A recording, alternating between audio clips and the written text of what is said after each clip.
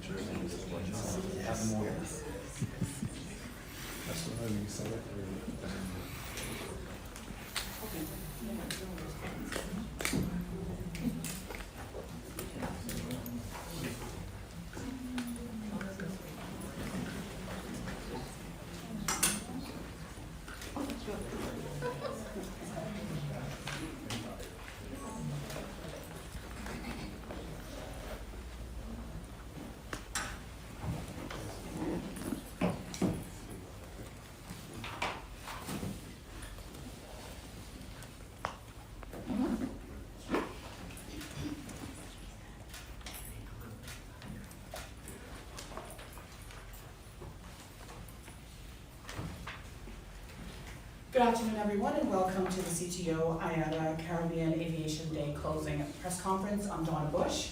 Welcome to you again. First, we'd like to call on Mr. Peter Serta, the Regional Vice President for the Americas IATA. I have to mention up front that Mr. Serta has to leave early for a flight, so he will take your questions immediately following his remarks. Thank you.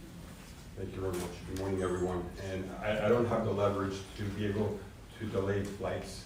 You'll have to that I'll have to depart. But first of all, good morning, good afternoon to everyone. I wish to, first of all, extend my sincerest thanks to the Caribbean Tourism Organization and obviously the government of Cayman for being gracious hosts during these past few days. Certainly, I leave with a heavy heart that I have to leave today and I'll stay a few more days because of the great hospitality that has been offered. Certainly, without the partnership of these organizations and the government, certainly these type of events are never successful. And I do believe, certainly over the last day, we have had a very successful, productive day with our government and industry partners. And with that, I do want to provide a recap of the outcomes of yesterday with a few remarks, and then I will be very happy to answer some questions. Across the Caribbean, tourism and aviation, as you know, are independent to a very high degree. The one cannot exist without the other. Prior to the pandemic, we jointly contributed 13.9% of GDP and 15.2% of all jobs in the region. And as our sector is recovering from the effects of COVID-19, we would like to regain and even surpass this level. It's our expectation that the region and the industry continue to grow in a very proactive manner in the years to come. But in order to achieve the ambitious goals that we do have, we need to work jointly across the entire value chain. And those of you that were at our conference yesterday, you could see the very highly debated conversations that we had. We fully need to reestablish the connectivity that to, from, and within. That's the number one priority that we have as an industry. We need to improve intra-regional connectivity, which was a major discussion yesterday as a key factor in supporting the expansion of multi-destination tourism, but also the importance of being able to move for social and economic reasons within the Caribbean community. We need to be able to provide a seamless travel experience by eliminating the antiquated policies which are slowing down not only airline operations, but making the travel experience for passengers much less convenient than it should be. And we need to become much more cost competitive in the operating environment. And also we spoke extensively about that lowering taxes and fees. I made it very clear the industry is not asking for handouts, nor do we expect infrastructure to be paid by itself. But what we are looking for is for a competitive environment in a transparent and equitable manner. Some facts: the WTTC forecasts that between this year and next year, 2023, the Caribbean can experience a 6.7% increase in travel and tourism GDP, as long as the right policies and frameworks are put into place. From an aviation standpoint, we are ready to play our part. We want to be a contributor. We want to be part of the recovery. We want to be a catalyst and a strong strategic partner of the governments within the Caribbean. Why? Because it is necessary for social and economic well-being and recovery of the Caribbean. And with that, I will say thank you once again. I am open for questions and happily, hopefully I'll be able to answer them. Yes? Thank you so much. My name is Janet Silvera. I'm with the Gleaner newspaper in Jamaica. Coming out of the conversations that you had yesterday then, because this is a conversation that has been happening for years, where you're asking for the taxes to be reduced. Are you hopeful that something could be reached in relation to your ask? I am very hopeful that it will take place. I am very hopeful that we will see more, let's say, taxation imposed on the industry which meets or abides by global standards in terms of percentage. If you were in my session, I did ask all the states that were represented, would they sit down and begin to discuss the possibility of reducing the taxes. The 5 participants by representatives of their countries all stated yes. So my expectation with my team is that we will sit down with the Caribbean countries individually to see how we can obtain a win-win for the government and its people and for the industry to further expand connectivity in the region. But we do have to bring down the levels of taxation that we have right now, which far exceed the global average. Jürgen Steinmetz with eTurbo News. I'm wondering, Caribbean, with many major U.S. airlines playing probably the most dominant role in arrival, but also many small carriers and national carriers. Yesterday we heard from the minister from Bahamas saying, so if we don't get the tourists, we go and get them because we have a national airline. And then connectivity within the islands through some regional carriers. How could this be better coordinated, that small carriers have a better link to the big carriers in cooperating and building a real infrastructure of a network here in the Caribbean and from and to the Caribbean? It's a lot of questions. Yes. Yeah, You got 2 hours. I think one thing is clear, the stigma that we don't have Caribbean carriers in the region, we need to get over that. We do have Caribbean carriers in the region. They're not all small. And I think that's a significant achievement. No U.S. carrier does it. So Cayman is doing it. So, it's difficult to compete against U.S. and European carriers. But that's you go to Latin America, it's the same case. You go to Africa, it's the same case. You go to Asia. But the national carriers bring value. They bring a niche. It is pride as well for a country or the airline, regardless if it's private or government owned. What we have to do is we have to have a strategy. We have to have a vision to move forward. Someone, I think you mentioned it. This is our 4th aviation day that we do. And they're always very well attended, very well supported by the government. I have to say, all around the world, the number of ministers that we receive that participate, there's no region better than the Caribbean. And I give a lot of credit to the ministers that do take the time to sit down with the industry and discuss the opportunity. We don't always agree, but there is. But I think what we have to do better now is really do it. It is really now, I said it yesterday, Just do it. just do it. We just have to begin to do it. I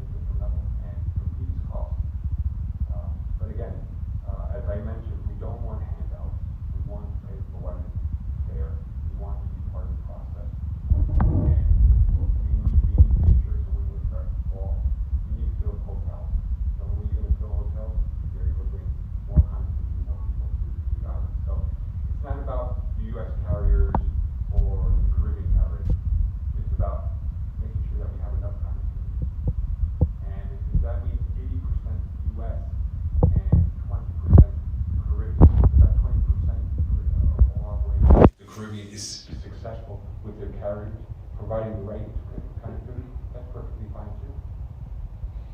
No, when, Sorry, do we have time for one final question? Our slide's late, Excuse so. me? Yes. Sorry, I'd like to just add a component. Might be missing. What we're seeking is a and that's how access and connectivity can be appreciated. Now, affordable travel is not just about the tax component, but it's also the efficiencies that come from the carrier. Can you comment on that? Yeah. Because that's a mix that we make. It is, and it's a very fair point. The more attractive that you make your island for more competition, the lower the price is going to be. I won't get into, if one airline is charging 900, the other one, Right. you know, So 200. these are the issues, when it's $900 from Cayman Yeah. to Miami, where's the tax component on that? But when you look at And it, the efficiencies that the airlines have a responsibility to absolutely. enable this affordability. Absolutely, but we do work on, we charge what the customer is willing to pay, and we base on the demand. But I will say one thing, if you get more airlines competing here, you will see. I will say very clearly here, how many low-cost airlines do you see landing in Cayman? I'm only making. No, but the balance has to be there. It is. There's the taxation Absolutely. on one side, and then there is the yield revenue. Absolutely. Airline. But I guarantee you one thing, you get a low-cost airline to come in here, it's a game changer. So it's how you want to market your country, your tourism, and then who comes in. So it comes down to that, and you see it, we see it. We're one doing, we're partners. Yeah, no, absolutely. But it is a very fair question. It is it is, and that's what we should be looking for, affordable travel, absolutely.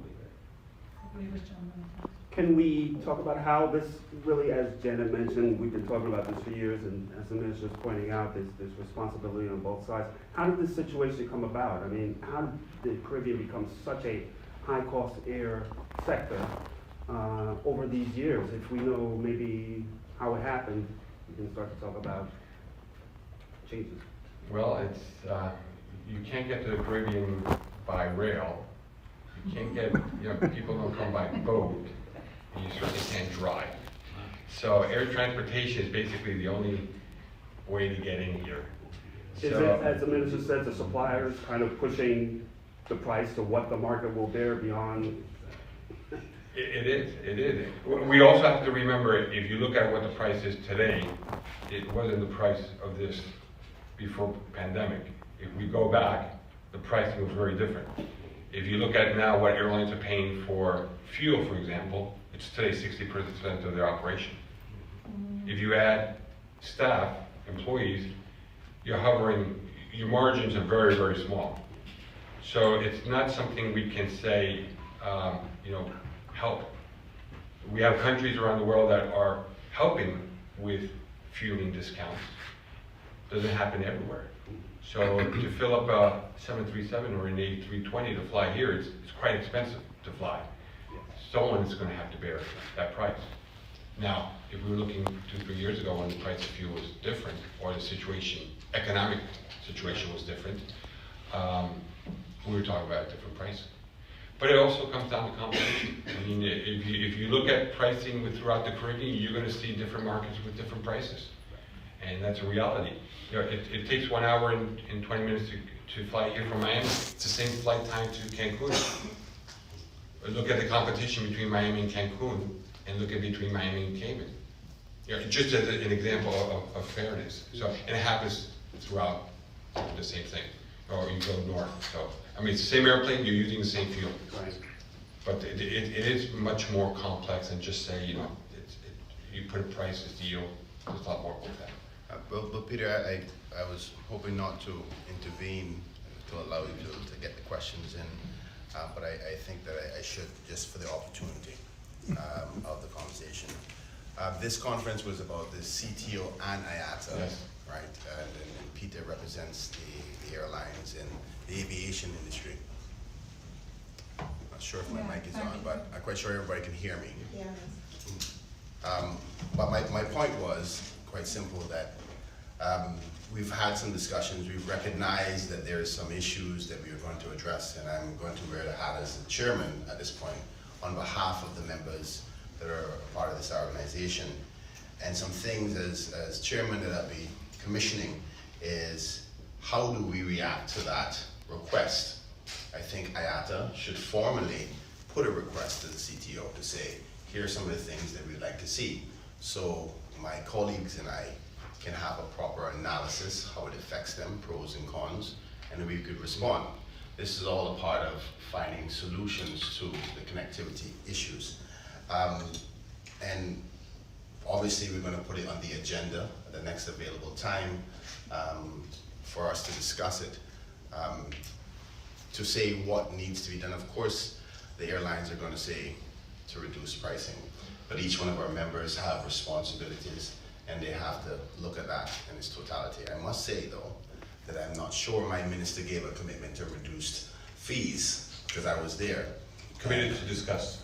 Committed to discuss that. But let me clarify that for my local media. Which to me, I think that's a very good first step. That's a very good first step, and as chairman, not only for the Cayman Islands, but chairman for the region and our members of the organization, I can give that commitment that we will be discussing that, and hopefully have another update at the next CTO meeting, that we can collaborate with IATA, because the most important thing is that we're committed to finding solutions. And I will say, we gave the example of Cartagena. The issue of Cartagena was not one that was a unilateral decision. It was a decision which was done jointly between the industry, with the municipality, with the government, with the airport, to work jointly for a win-win. And there was agreements on, if we reduce, what's the probability of gaining more connectivity? And the connectivity came.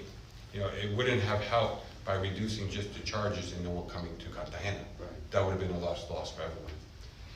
The gain here was everyone won. While you reduced the charges slightly, you were able to gain more financially, because you have more airlines flying, bring more tourists, who would ultimately spend more in the community, and the airport gained as well. I'm wondering maybe something completely out of the box, but I'm just wanted to see what you think, and I know that you haven't discussed this. But when I look, as someone who's not from the Caribbean, I live in Hawaii, at the Caribbean map, you see many of the islands are quite close together. I mean, it's really no distance. You don't really need an airplane to go there. When I see in Hawaii our super ferry that failed because of environmental issues, not because of practical issues, and when I see that Star Alliance is now having a member, what's a railroad company in Germany, they could have a railroad company of some kind of a super ferry that maybe operates between the islands where it's feasible to operate and feed into regional airline hubs. Do you see something this could be? I don't represent the so maybe the minister has more on the inter-island connectivity. Obviously, it occurs in many parts of the world where you do. Again, I believe that aviation can provide the needed service to cross even those short distances at a price that is viable for its citizens in those communities. So it's being done in many parts. It's done very successfly in Hawaii. No, it hasn't been done in Hawaii. Aviation, yes. No. Our airfares went from $39 into island to $169, $200 on an average, what made it impossible for families to see families on another island. Kama'aina rates, local rates were, but we're getting to a different subject, were eliminated when Hawaiian Airlines paid attorneys to get the super ferry off the market. But maybe it's, there are other things. I know you don't know all the ins and outs. I wouldn't know the ins and outs, the airline business trying to get the ferries out. Right. Anyway, the ferries is an issue, a maritime issue. But in my opinion, and that's part of the discussion we had yesterday, is how do you improve intra-regional connectivity? And that's what we should be looking for. That's what we should be striving. If there's other alternative means that do come about, even better, because you have more competition. But right now, this is what we have, and this is what we're striving to try to make better.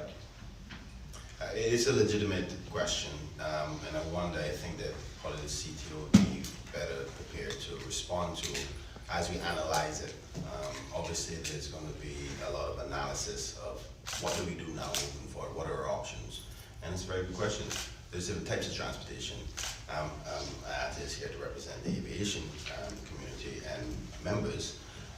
That's something that within our connectivity dream and vision that would be led by the Honorable Minister Bartlett, that we can talk about that. Maybe a Caribbean ferry system, you know, because you were right, there's a lot of islands that are really close, and maybe planes are not necessarily the option, because you can't have very large planes going up for 30 minutes and come back down. It's not cost efficient and effective. So all of these options are things that within our organization that we have to examine. One of the first meetings with Director General this morning was discussing about serving our members. What do we want? What do we hope to accomplish? And once we analyze that feedback on the individual basis of their own countries, we can find the commonalities and see where the low-hanging fruits are first, and then address them there. Any more questions? Okay, with that. Thank you very much. You can ask all the hard questions. And we will certainly be talking and collaborating. Yes. We will certainly get it done. Safe travels. Next, I'd like to introduce Mr. Neil Walters, the Secretary General of the Caribbean Tourism Organization. Mr. Walters. Good afternoon all. Thanks very much for being here. This has been a very interesting week for the CTO. A lot of activities, and you just heard basically the roundup of what occurred yesterday at Caribbean Aviation Day. On Tuesday, we had our business meetings, and I want to say congratulations to the new chairman of the CTO Council of Ministers and Commissioners of Tourism, the Honorable Kenneth Bryan, the Minister for Tourism and Transport from the Cayman Islands. He will be serving as the chairman of that body for the period 2022 to 2024. On the same vein, Mrs. Rosa Harris, the Cayman Islands Director for Tourism, will be the chairman of the board of directors for the same period. And so we will be working very closely with the Cayman Islands to roll out some of the initiatives Minister Bryan was just speaking about. We also want to say thank you to the outgoing chair, Chairman Senator the Honorable Lisa Cummins of Barbados. She has been at the helm during a very difficult time for all of us, and especially the organization, and we want to thank her for helping guide us through what has been a very difficult period. And my last role really before I hand over to Minister Bryan is to say thank you to the people of the Cayman Islands, the people of the government of the Cayman Islands for hosting this week of events. And I think all of us will agree that it was a wonderfully planned and executed set of events, and thank them for the hospitality they've shown us. I think I was speaking to one of our members of staff on Monday, and she said, they set the bar so high, you don't even know what's going to happen with the events. You usually do. But I want to say thank you. It is a milestone for the CTO, because it is our first face-to-face event post since the start of the pandemic. And it has been very productive, and I think Minister Bryan will go on now to take you through some of the items that we'll be looking at over his time. With the permission of the chair, I'll go back to you, Minister Bryan. Thank you so much, Neil, and pleasant good morning or good afternoon to everyone. Via social media and here in the audience. It's a pleasure to have you joining me here at the Ritz-Carlton Grand Cayman. This has been a very significant week for a number of reasons, particularly as a British overseas territory. Our islands and our people are officially mourning the death of our monarch during what has been the most iconic year for her. Her Royal Jubilee, which celebrated 70 years on the throne. So it's been a bittersweet moment, because as we endure the sorrow of the loss of our Queen Elizabeth II, we also have to commemorate the events which have joyfully brought our Caribbean brothers and sisters together here in the Cayman Islands after 2.5 long years of dealing with COVID. This week, I, along with my colleagues within the Cayman Islands government, my ministry, my Department of Tourism staff, welcome the members of the Caribbean Tourism Organization, and the International Air Transport Association, as you heard from Peter earlier, to host a series of meetings and networking opportunities and events. This forum has placed tourism and aviation at the forefront of regional discussions and decision making, and it will allow us to have further sharing of information and ideas. Also, you heard in the line of questioning earlier. This week included destination media briefings where my counterparts and I presented updates on visiting local and regional media on the state of tourism within our individual countries. We also heard from some of the top minds in aviation, in the aviation industry, who discussed the most pressing issues affecting their region, and some of that had to do with fees and taxes and money, such as multi-destination tourism, the role of the private sector in financing intra-regional travel, and maximizing the social and economic value of aviation within the Caribbean. All of these discussions revolved around the basic need for our communities as it relates to air transportation and the safe movement of people.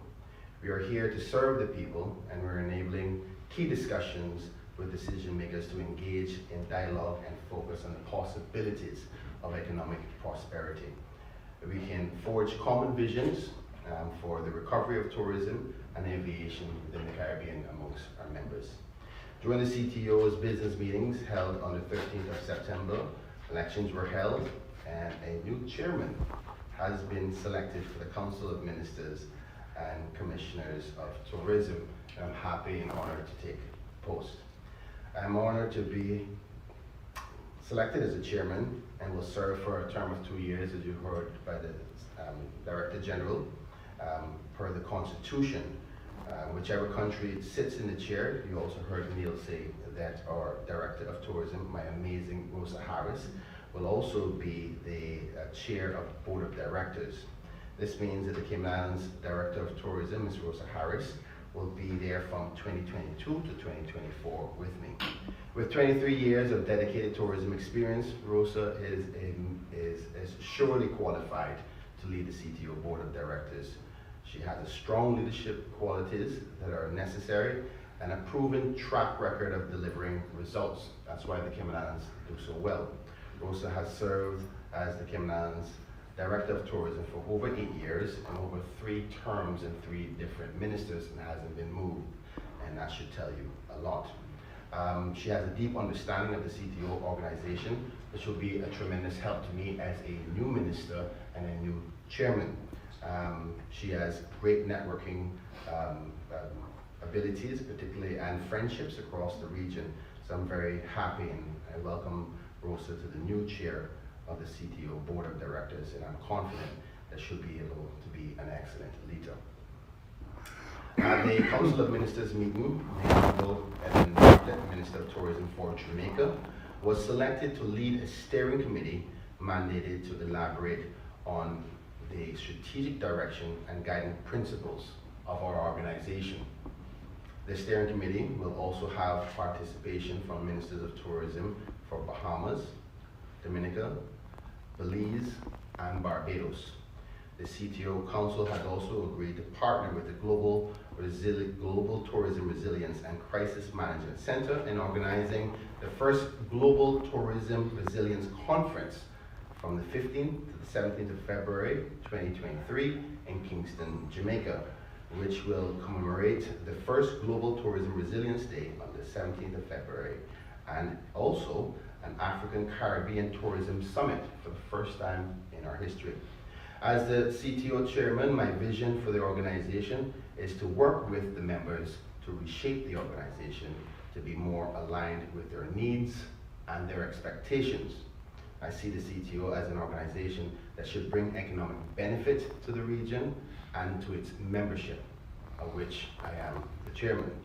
It therefore needs to be a change. It needs to be a change agent that will increase the attention and the visitation to the member states' tourism arrivals, which will also drive economic activity for their country. To underpin these goals, some restructuring may need to occur, and I would say more so has to occur, in order to improve functionality and efficiency of the organization. I also intend to address the question of outstanding fees and the development of a sustainable funding model going forward. As you would have heard from the discussions yesterday, the question of multi-destination tourism is a hot topic that I intend to look into much more closely to identify the possibilities as well as looking at opportunities for servicing emerging markets. We have a lot of work to do at a regional level, and I'm up for the challenge and the task. I would like now to congratulate the winner of the 2022 Regional Tourism Youth Congress, and please forgive me if I mess your name up, Janine Bart. Don't worry, I'm going to introduce her personally very shortly. I don't want to ruin it, but she's an amazing young lady from Tobago.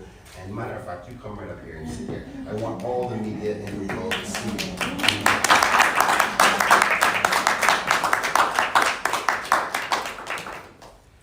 She attended the Signal Hill Secondary School. Tobago is an amazing job. This morning, we were blessed to witness 11 young people from around the Caribbean passionately debate on tourism-related issues affecting them, impacting their cultures and their communities. The Youth Congress took place earlier today, and all of the representatives, including Cayman's own Rayanne Matute Scott, showcased a level of talent that must be praised. My fellow tourism ministers and I can sit comfortably knowing that these young people will one day carry the torch. I will encourage them to continue to work hard, embrace new ideas, work against the grain if you have to build a better region and strive forward with regional connectivity. In closing, this was a week of first and history-making moments. I have enjoyed hosting all of you, and I thank you all for making the trip and taking the time out to work together to identify all the challenges we face around the region. And that includes you, the media, because you help us with that solution. As you can hear, some of the media was even giving us answers to how to solve the problems.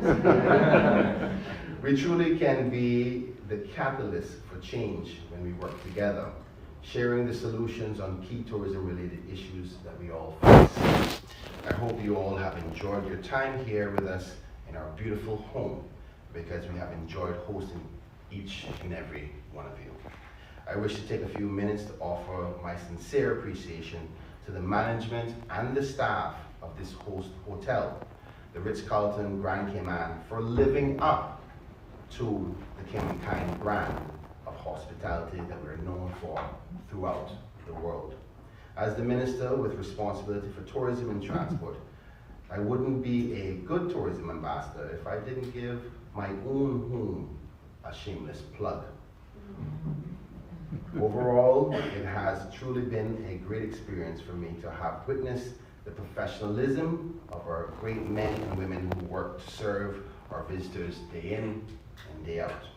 I want to thank the other partnering hotels and properties, Westin,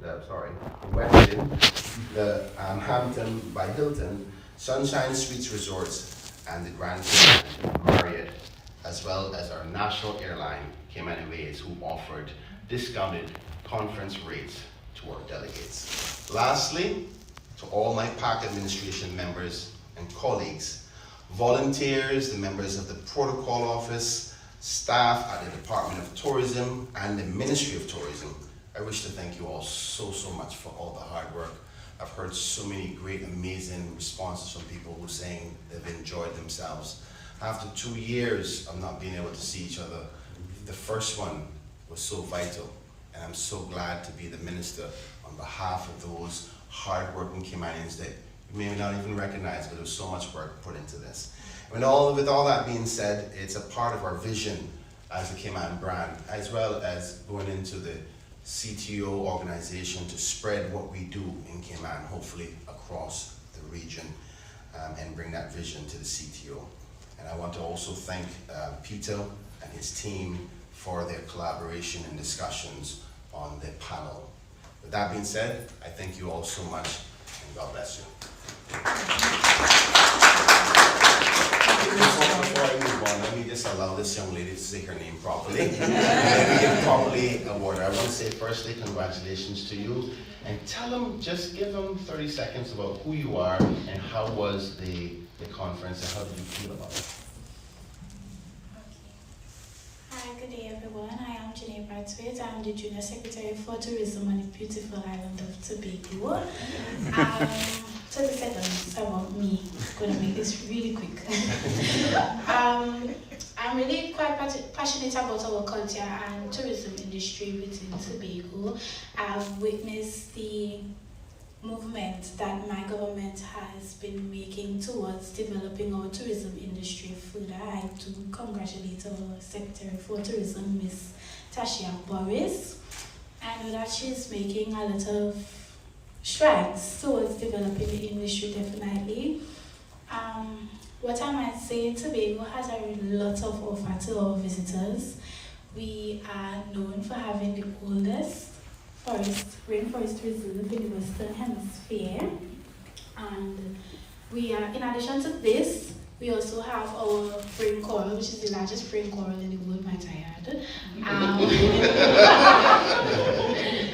Yes, so with that being said, like Tobago, we really do have a lot of things to offer, and I think that being given this chance at the table with the other Caribbean islands, we have the opportunity to showcase what we have to offer to the visitors.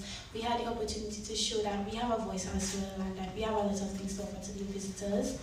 I believe that in being given this opportunity, it really allows me to encourage the younger persons within my island to step up and realize that they do have a part within the tourism industry and that they too can make a change within the tourism industry that I plan on making a change in. I believe that youth are definitely the future of the world. They are definitely the future of the world. They are definitely going to make change.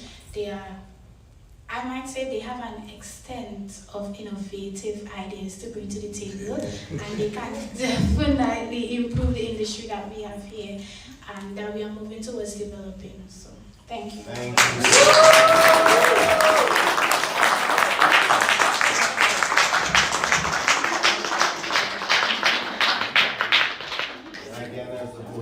Congratulations to you. Your countrymen and women should be truly proud. I'm going to take you out of that hot seat right there, so some difficult questions are going to come. But again, one more. Thank you very much, Mr. Bryan, and congrats to the young lady. The floor is now open for questions from Mr. Bryan, as well as Mr. Walters. No questions? Oh, There are, CTO has traditionally been the key, certainly for us journalists, with statistical data and the overall picture of tourism and travel to the region, and hopefully that will continue under the changes that you are, making. And do you also envision, there are several islands within the region that are not members of CTO, and important islands, big islands. Do you envision those countries, more of those countries becoming part of the membership? I do. I strongly do, actually. Funny is the Caribbean Tourism Organization, but there's some members who are not a part of the organization. I don't know what the history is as to why they're not, but I definitely will be investigating that. And maybe that has a little bit to do with why we're reshaping it. Talking about efficiency, what does it offer, what's the return of investment, because this is an organization that has been put together to help facilitate the attention necessary with the services and offerings within the member states. So my hope and goal would be to start focusing on reshaping it. What would we become and what we will be able to offer, then go back to or go to those who've never been gone to before, or those who were member states before, and say, listen, different organization now, different structure, different value and return would you want to be considered to be a part of this? One of the things that I want to strengthen is the union of members, understanding the importance of being a part of an organization. Only when they buy into it can it become stronger and they be committed. This organization is functioned and built on the basis of fees contributed. And it's difficult for members to give fees to an organization if they're not sure if they're getting a return for it, for the value. So we need to build an organization and say this is the one that you want to invest in because it will help you bring more people so you can have more jobs and opportunities and taxes for your people. So to answer that question, yes. But it's going to take some time to reshape that. The confidence in the organization needs to be rebuilt, particularly after a time when we've gone through COVID, as well as other members are dealing with the difficulties of their own budgets and their own priorities. So that's something I intend to address. I think Neil was going to add. No? Yeah, I could add in terms of the stats for sure. That is an area that is one of CTO's main planks, and that will not go away. Actually, we're looking at improving the type of information we share and looking at ways to make the information more timely and more relevant to what you all want, right? And generally for our members, of course, to make decisions in terms of their own national tourism plans, etc. We definitely appreciate those. Thank you very much. I would like to find out if you at least have an idea of how well the tourism sector has done in the region in the last, say, 6 months. What are our numbers looking like? Everybody has spoken about recovery, but what are those numbers? Does the CTO have those numbers as yet? Yes, we do. Actually, our director of staff statistics is here, of research is here. The CTO has noted in our information gathering that the growth that we would have seen in the region from about the middle of last year has continued, probably not at the same level that it did originally, but definitely the Caribbean is one of the leading regions in terms of recovery around the world. We were, for the first 6 months of last year, at the top. I think that since this year started, some other regions has been repositioned, but I think we're in the top 3 at this point in time, subject to correction, in terms of recovery. The reality is, and I think this was mentioned several times yesterday, because of being a region where varying members have had various recoveries, we are looking at the potential for, certainly by the time we get to the end of the year, to have a lot more members of our countries coming very, very close to where they were in 2019, and in some cases exceeding. But I believe some hard real numbers will be published very shortly, and they will be definitely available for you to look at. CNS? Thank you, Minister. 2 very quick questions. I'm going to ask you to talk to Cayman Minister on. There's been some criticisms already on social media, I'm sure you've seen them, about your suggestions over the last couple of days about eliminating visas for improving this interconnection, and also what benefit that would have for the Cayman Islands, and also the same thing with dual destination tourism. Those seem to be things that people here don't seem very keen on. That's the one question. So I'll let you answer that first, and then I've got another very quick one about the taxes. Maybe you should just put them all at the table. Well, okay, the taxes. I heard you say that the minister that Mr. Saunders had said that he hadn't agreed to reducing any taxes, that he was agreeing to talk about it. But what would I think people would be concerned about is that, I mean, you yourself talk about it in your speech. You say barring any catastrophes after the event. Well, we've got a catastrophe coming up, and that's climate change. And you know, the aviation industry needs to pay in terms of travellers. If you're travelling, we depend on the Environmental Protection Fund here from travellers. So I think people would need some reassurance that that is not going to be something that you would even consider reducing. In fact, we want to put it up, I'd say. And as far as other countries are concerned in the Caribbean, it's the same problem for them. They're facing climate change that's the same as we are.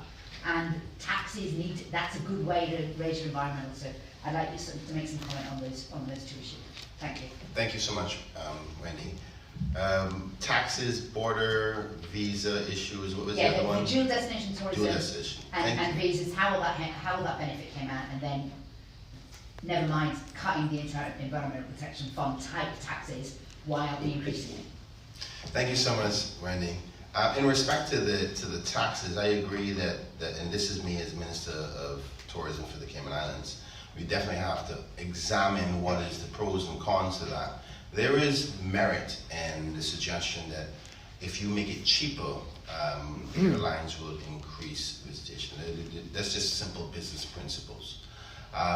But there is a level where you get to where you start to be the loser.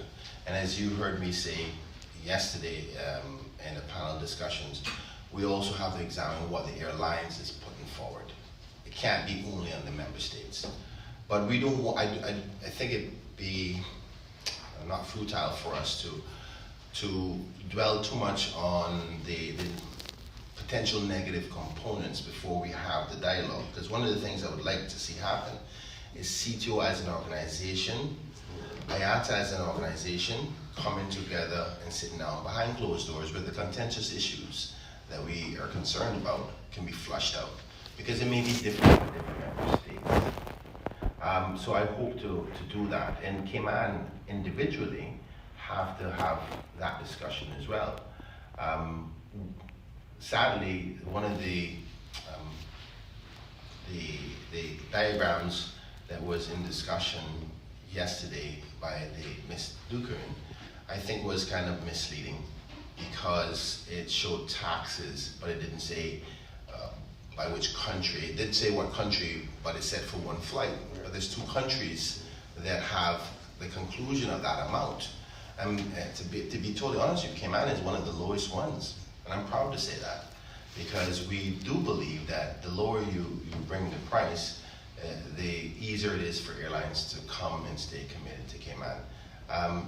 So we understand that proposal, but to give you that commitment today, it takes not only me as minister, but my government colleagues to have that decision, because those fees that we collect are for important things like the infrastructure of the airport and even the environmental concerns that we have.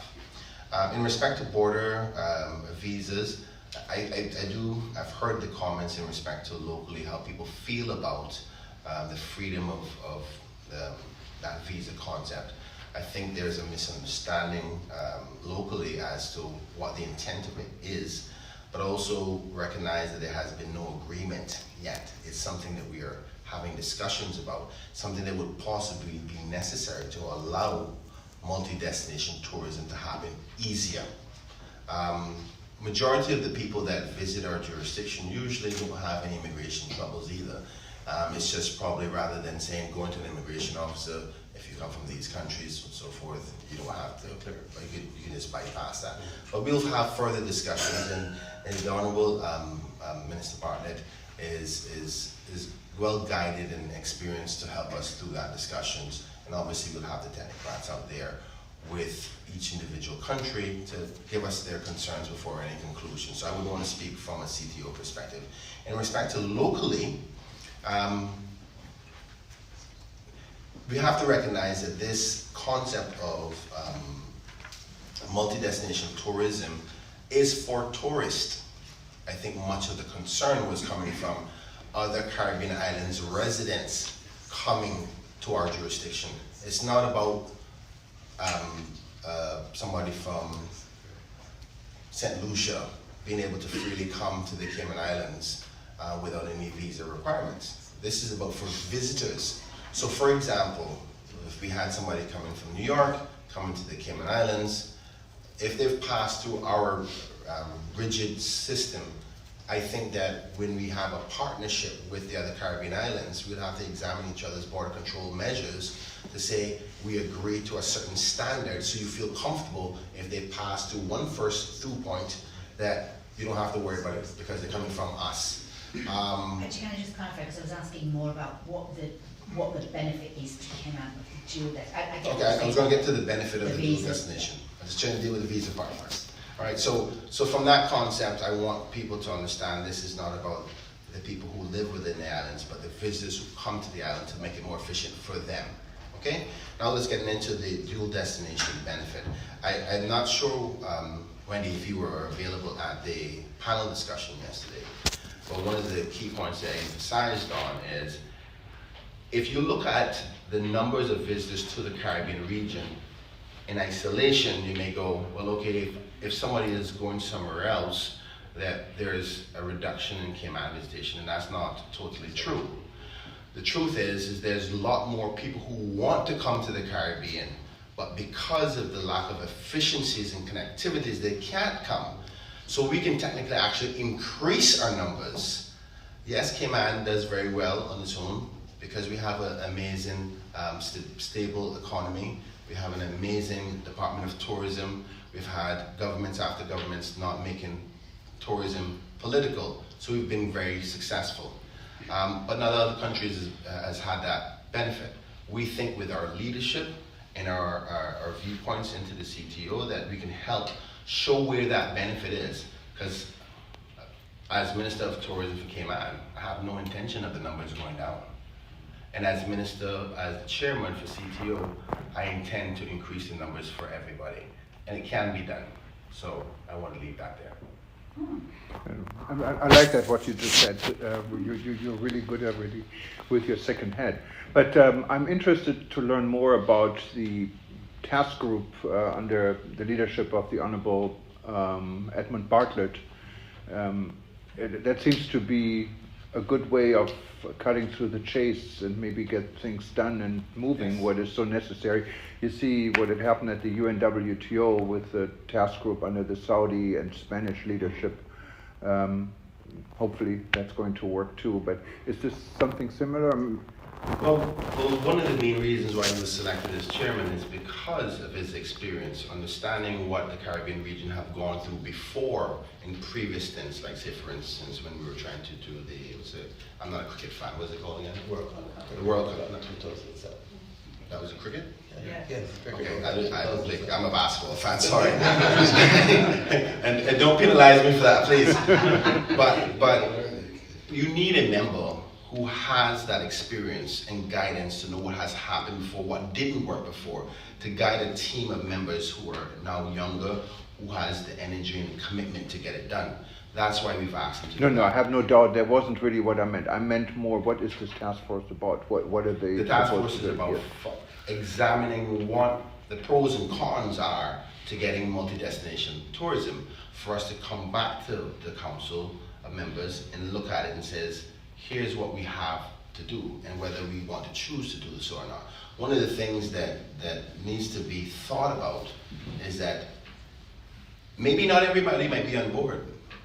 Everybody has their own individual country's concerns. But I believe that there is a large percentage of people who want to be a part of this, that this is going to get started, even if other members come later on. I have to highlight the hard work that Minister Bartlett has done so far, where he's gone to emerging markets and getting commitment already without even the CTO being involved.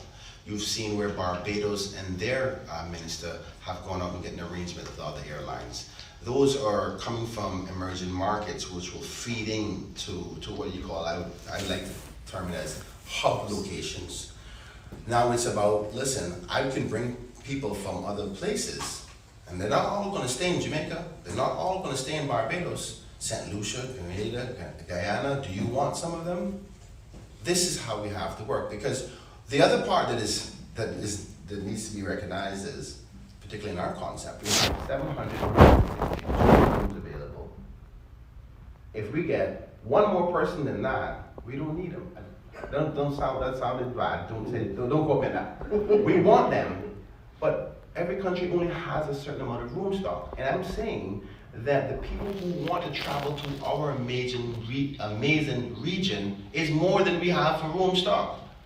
So you may have a situation where so many people are coming, we'd be like, I don't mind if my neighboring country gets some of that, because there's that amount of attention on our region. We just have to be able to be working together, coordinated, to make sure everybody benefits from it.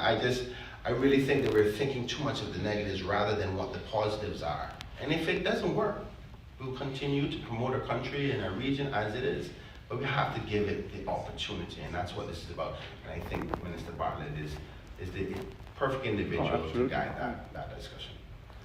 Any other questions?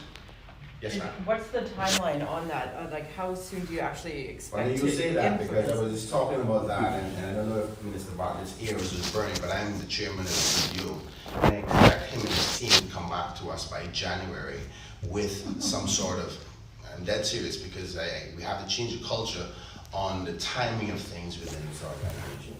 Politicians like to do a lot of talking, I want to, in order for me to show actions, in order for actions to be done, we have to get the work done. So we have our first meeting in October. We want to formulate the vision and the direction, while Minister Bartlett and his team is going off to start to shape where the foundation is going to come from. Come to us in October, where you're starting from, and he has until January to have a full report for all of us to decide on. So he's taken up that position. I know he's capable of doing so. He has done much of the legwork already. And by January, we're going to be at Royal Roots or American January, February, we intend to be at the Americas. And at that conference, we'll have a CTO membership meeting there. And I expect Minister Bartlett to be prepared and ready for us to make some decisions on where that will look like and give you guys an update. Right, okay. I would assume you maybe would agree with me, if you look at the current activities in the Caribbean, Minister Bartlett, of course, leading with Jamaica, but in Barbados, having similar ambitions, looking at what he said, emerging markets, looking at Africa, looking at the Middle East. Travelers from this market are different from travelers from the United States. A traveler from the United States is happy to go to the Cayman Island or to Jamaica and stay there. A traveler who comes all the way from India through Dubai, or from Dubai, would probably wanted to see more from the Caribbean and combine it. It's not just giving your overflow to someone, it's combining the opportunities, what generates more tourists, right? I think you've highlighted a very positive Okay, just point. want to make sure I'm on the right track. And you're right, these emerging markets haven't got the opportunity, like the Northern American market, the European market, to examine our beautiful region. And that's why going into these markets is going to give us such a great opportunity. These emerging markets are also coming from stronger economies. Look at Africa. Africa is growing. And I hate to say it, but I'm in the business of selling products, and they got money to consume. So that's what this is about. So we're not moving away from our traditional markets. Exactly. We're going to keep them, and we're going to appreciate what they have done. Minister Bartlett made a very important point in his media press briefing, which I think he should have done on the panel, which was the United States of America saved the region from collapse, while every other country was closed due to COVID and refused to allow travel. The United States, whether you think it was stubborn or not, allowed their citizens to travel. And they kept many of the Caribbean countries' tourism part alive until we got past and understood what COVID meant from a safety perspective. And we owe them a lot. And we're committed to the Northern American market and the European market, because we've built those relationships over the decades as the Caribbean emerged as a tourism destination. But it's now to move into other markets to add more cream on the pie. Yes. All right, I think that is no more questions. I want to say to the media, you guys are so important. I don't know if you know, but I'm a former journalist myself, so I understand the value of you. And it was an honor on behalf of the good people of the Cayman Islands to host you. And I hope we can have another conference again in the future, so we can give it to you another memory, another time, and hopefully the standard is so high nobody can beat us. God bless you.